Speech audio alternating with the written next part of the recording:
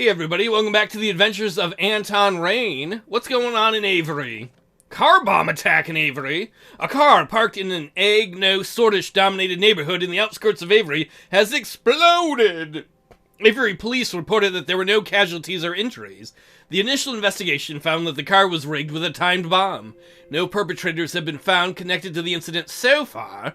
Further investigations are ongoing and details have not been shared with the public. Well, that ain't good. What else we got going on?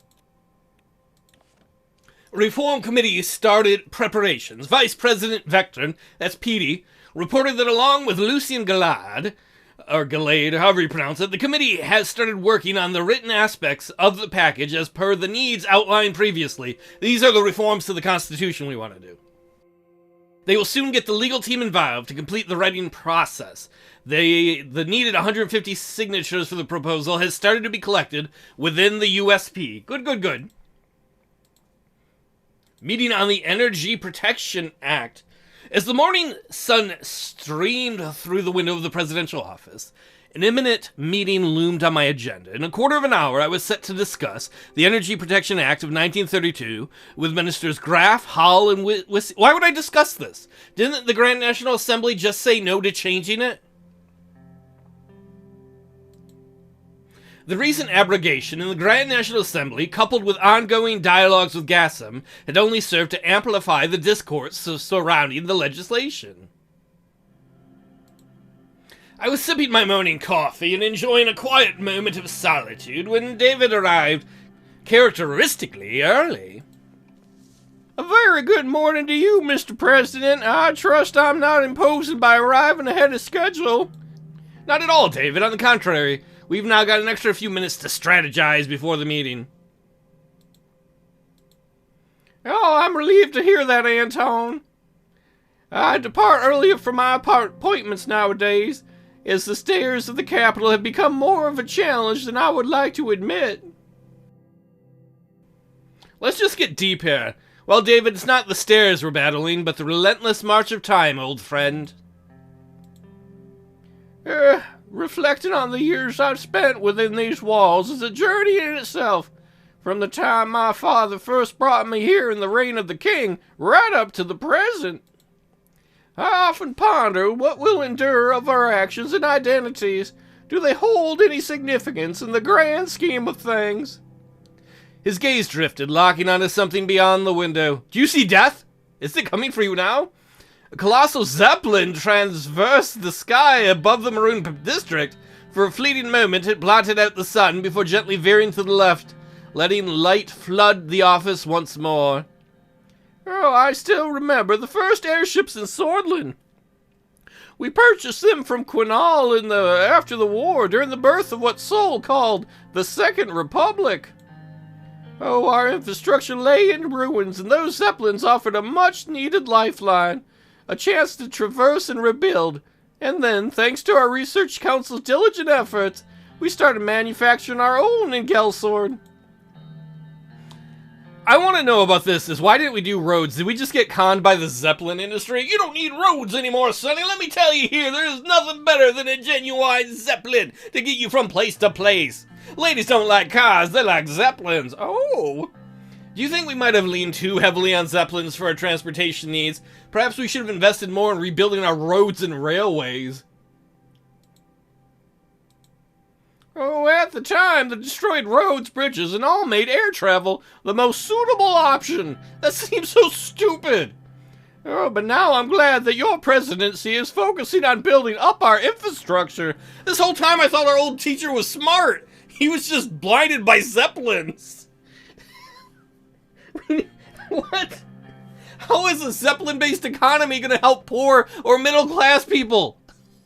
You're not going to get to market on your Zeppelin. Our reliance on others was temporary, a stepping stone towards the self-sufficiency we achieved with the National Autocracy Plan. Even though it had downsides, I still consider it a success. A pause fell over the room. David's gaze landed on the portrait of Tarkin Sol hanging in the presidential office. His eyes lingered on the stern face of the old leader. A sigh escaped his lips. Oh. Now, when I think of the EPA, my mind is carried back to the formative years of post-war wholesale in the 1930s, the debates, the passion, the potential for transformation. It was a time of renewed optimism. It's our duty now to learn from the past and strive for a better future.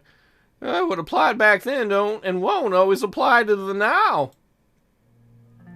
I want to go, we could talk about energy safety. I want to talk about this because this might be important later on. I remember that Sol's pardons to armed rebels did a lot to quell the rampant unrest. Oh yeah, Sol's pardons were undoubtedly a contentious move, as they sparked debates about the extent of amnesty granted and the implications for justice. However, it's worth acknowledging that by offering clemency, Sol aimed to provide an opportunity for healing and reconciliation in a divided society. See, that's why I don't want to take away his honorary title of member of the state or whatever. I did not agree with all of the measures enacted by the technocratic government of that era, but some were undeniably effective. In the end, it took a collective effort to reassemble our nation's fragmented pieces. I'm sure you remember those dark days yourself. I know you were just a student at Dyer University of Culture, witnessing what true oppression was like. It was a difficult experience, I agree with you. But it was also a reminder of the change that I want to see and wish to see in Sordland. Oh, the minorities of this nation, they've suffered particularly. You don't tell me I'm from the poor neighborhood like where the Bloods live. David turned towards the large framed portrait of his father, Artur Seneca Wissey, hanging on the wall, painted with rich, warm hues. It captured the first president of Sordland in his prime. That was his prime? His prime was like 75? That's when I peaked, sonny! A spark of determination gleamed in his eyes, and his mouth was set in a gentle, firm smile, a reflection of his belief in a better future for our country. Well, Sordland wouldn't be what it is today without your father. Oh yes, my father's leadership laid the foundation for Sordland we know. His policies were aimed at building a secular and democratic state where every citizen's rights are protected. He failed. I'm not going to say that, though, to his son. Oh, he believed in a Sordland that was modern and forward-looking. Everything he did was aimed at fostering progress, and even his controversial embrace of foreign ideologies. He looked back at the portrait with a mixture of pride and sadness. Oh, in a way, Tarkin Sol did carry on my father's legacy. Under his leadership, we transitioned from a military government to a civilian one and experienced our first multi-party elections. But over time, he drifted away from the ideals of reform and progress that my father held so dear. His visionary zeal succumbed to the more pragmatic, more conservative, and sometimes even more regressive dictates of political survival. I'm just going to keep listening. I don't think I need to kiss up about Tarkin Sol with David. Oh, Alfonso, for all his flaws, the previous president right before us, did seek to set the nation back on a path of progress with his focus on a free market and economic liberalization. His EPA amendments, for example, were a severe departure from Sol's national autocracy plan, but many praised the way it opened doors for unprecedented foreign investment in our energy economy. It also helped Alfonso sell shares in the company he owned and make money. I want to ask, those same amendments also, no, I don't want that. Do you think the EPA, because this is what we're going to be discussing in the meeting, still holds relevance today, limiting the amount of foreign ownership of, like, gas? Or should we consider a complete overhaul? Oh, the EPA has roots in a different era. While some of its principles may hold still, we must not shy away from revisiting it in the light of our current needs and challenges. Just as the conversation hit a pause, the door swung open, and the other ministers arrived. Simon Hall entered first with a confident stride. Good morning, Mr. President. David, I trust the discussion is progressing well? Lilius, followed closely behind. She walked in with an air of calm authority, her gaze sweeping across the room. Gentlemen, I hope I'm not interrupting anything critical. Oh, welcome everyone. It's great to see y'all here.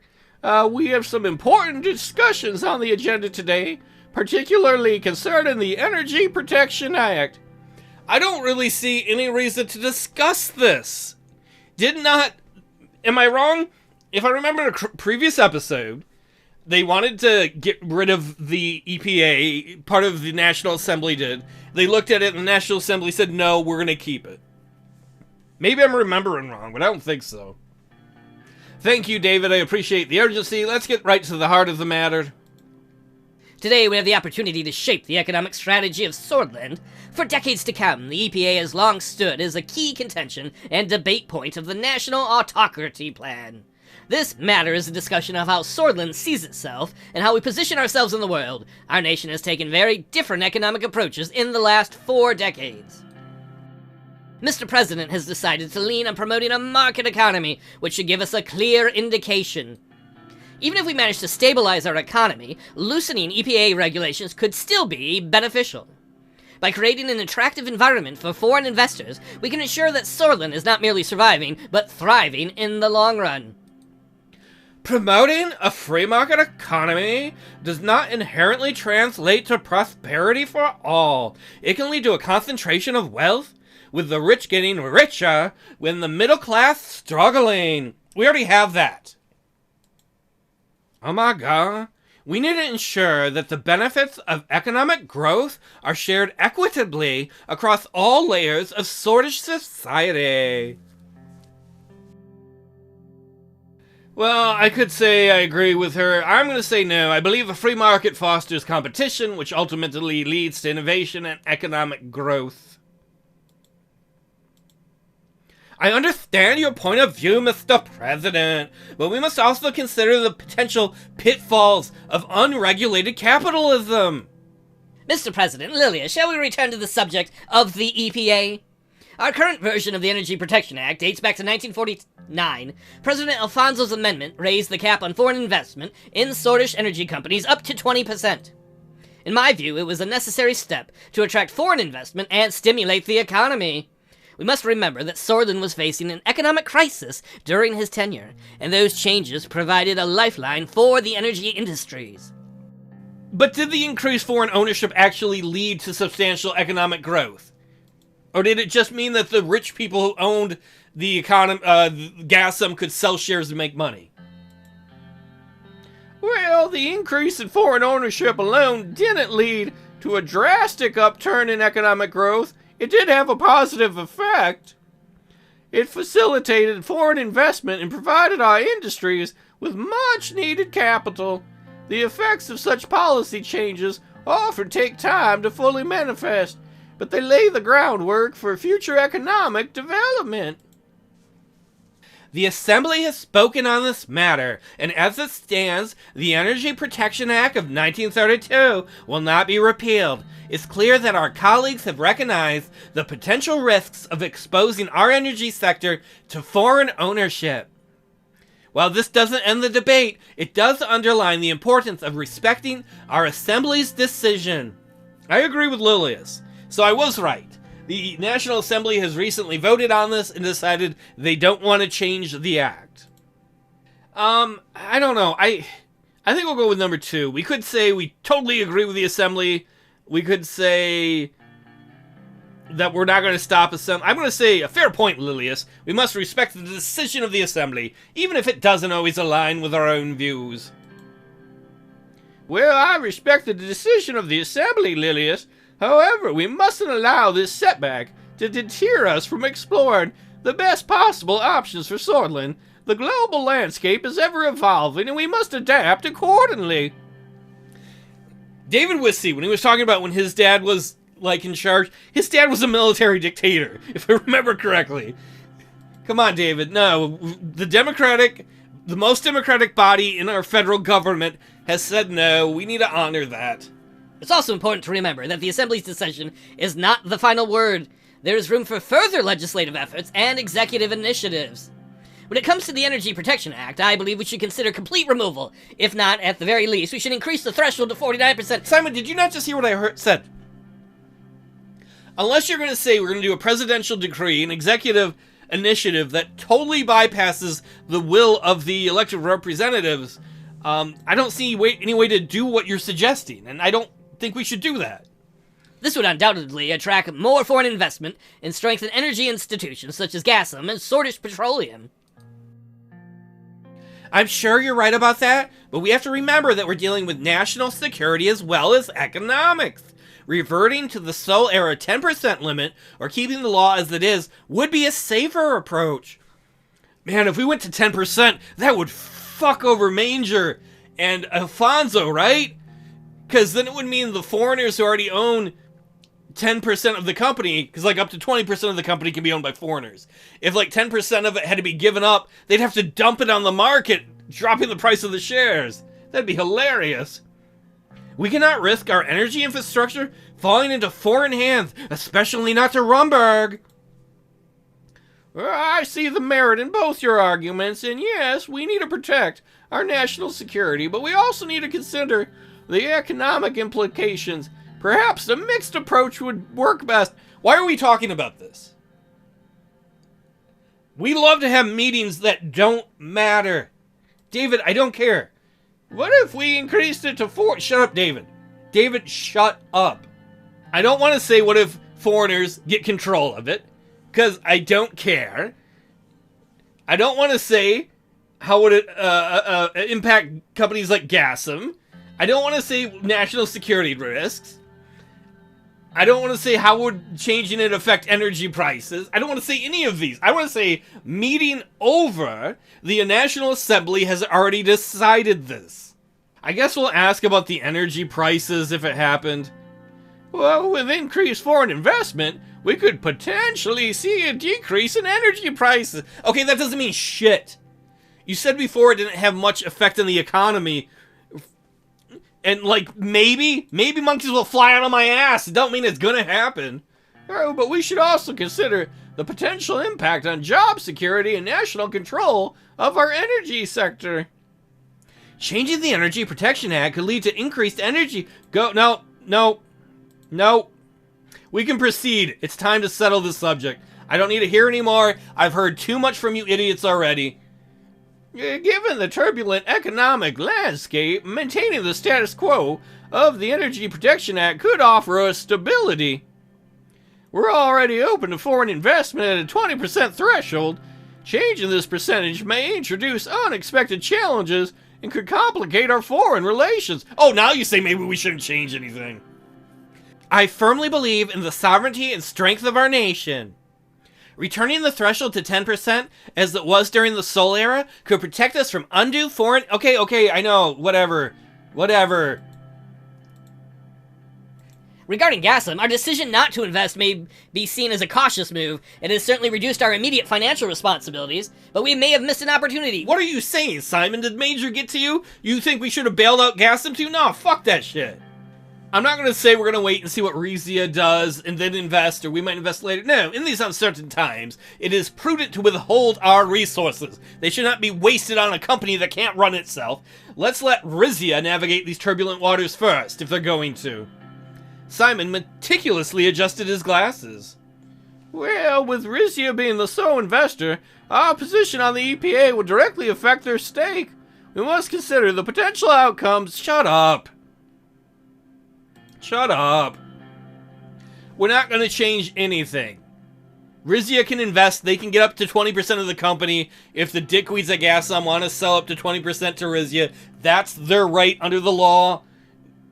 Considering Rizia's investment, we could stick with the current threshold. This way we minimize foreign interference while keeping our energy sector financially stable. Oh my god, maintaining the status quo might indeed be the safest choice. Shut up! How is this not already decided? Shut up! Maintaining the status quo could provide stability in our relations with Rizia, but it might also limit our potential to attract additional foreign investment. That's not our problem, David. That's Gassam's problem. I'm not gonna... All of these are like, well, what about getting more foreign investment or less foreign investment. Our choices aren't just about numbers, they hold significant implications for the people of Sordland. We must make our decision with them in mind. I would say we've covered the implications of your EPA decision fairly thoroughly, Mr. President. Our actions should be guided by the best interests of our nation. Mr. President, it's time for us to make a decision. What will we do with the EPA? We're not going to do anything. The National Assembly said they didn't want to repeal the EPA. We're not going to change it with some executive fiat. We're going to keep the Energy Protection Act as it is. We're going to honor the National Assembly. Stability is key in these uncertain times. Oh my God! Then why did you make me do a meeting about this? It's a safe choice, though it might limit our economic growth. It may not be what Sol would have wanted, but it is a prudent decision. What? You like what I did, Lilius? The door opened to the room. Livia Suna, my spying secretary, carried a tray laden with an assortment of beverages. I would like a Coca-Cola. She was a little clumsy as she maneuvered around the room, refilling cups and glasses with tea, coffee, and water. Excuse me, gentlemen and madam, I brought refreshments. She always bursts in. She don't ever fucking knock. She just walks the motherfucking... Fine. Appreciate it. Tea would be perfect. Thanks. You broke me, Livia. You broke me. Very well, Mr. President. Here's your tea. As she finishes serving the beverages, Livia retreats towards the door. She glanced around the room one last time before quietly backing out. The meeting resumed, our conversation growing slightly louder over the clink of cups and glasses. Maybe she heard me screaming in the meeting. She's really seen if I was okay. While we're here, I'll inform you all that I've been lending my expertise to Minister Benawal in relation to the workers' rights bill. I believe it's crucial to ensure fair treatment for our workforce, and it's nearing presentation. Number one, I don't want to see you present ever. Number two, that's great, and I hope number three, you don't do to them what you did to us, where you spend half an hour talking about the thing, and then you say, maybe we should do nothing. Your collaboration with Mr. Benwall is commendable, good friend David. I hope it will bring about a positive change for our workforce. Please don't write a shit bill. Oh, thank you, Mr. President. The bill aims to prioritize workers' well-being. It's a step towards a more humane economic system. I share your sentiments, Mr. President. However, we must be careful to avoid encouraging anti-business tendencies. I concur, Mr. President. Ensuring the rights of our workers is paramount, although we must be cautious of any hidden agendas. Anyway, I've been working on our upcoming term budget meeting and a proposal for business taxation changes. Specifically, we're considering a range of 10% tax changes for small and medium enterprises and large corporations. This could be a significant move for our economic landscape.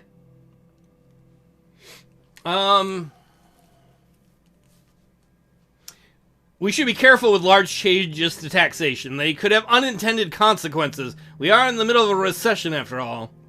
Your caution is well placed, Mr. President. Oh, as a proponent of global trade and economic cooperation, I too believe we should be cautious about imposing excessive taxes on businesses.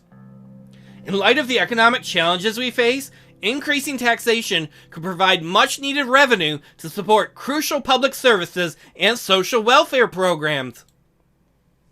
As the ministers rose from their seats, the late morning light spilled into the room through the ornate windows.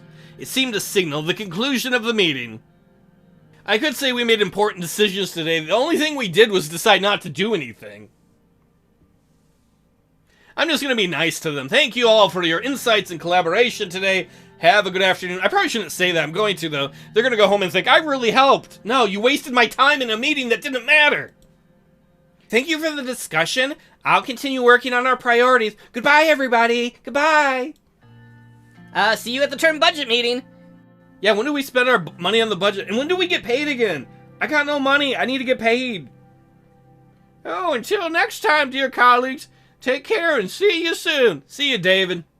Don't die anytime soon. Oh, man, what do we got here? Situation. Fluctuating energy prices. Sordland is currently grappling with fluctuating energy prices, a development causing uncertainty in the domestic market. This unpredictability may lead to significant repercussions for Sordland's economy and can influence both domestic policy and international trade relations. Interesting. Oh, I guess we'll finish up with the news. Let's see what the news thinks about our meeting where we didn't do anything. The Whole Sword Post says, EPA status quo, a wise decision. The decision by President Anton Rayne to maintain the EPA threshold at 20% has largely been welcome. It's a prudent choice that safeguards our strategic industries from foreign influence while leaving room for much-needed foreign investment. This approach ensures a balanced, measured openness to foreign capital without jeopardizing our key industries. It shows our government commitment to both economic growth and national security. Don't you wish that more often in life if you did nothing, people would be like, good job? I did nothing today. You're doing a great job. All I really did was defer to the Grand National Assembly's decision. They said what the people's representatives said they didn't want things changed. And so I'm like, okay, let's just do what the people want. Shouldn't be that hard. Sordland today says a missed opportunity. They said we did great. Don't even read the screen. They said they love us. Even though they normally are rude to us, I'm sure this means they love us and blah, blah, blah. They can go get fucked. Well, everybody, thanks for hanging out and more Anton adventures next time. Let's get this economy growing again. And I want to spend some of this government money.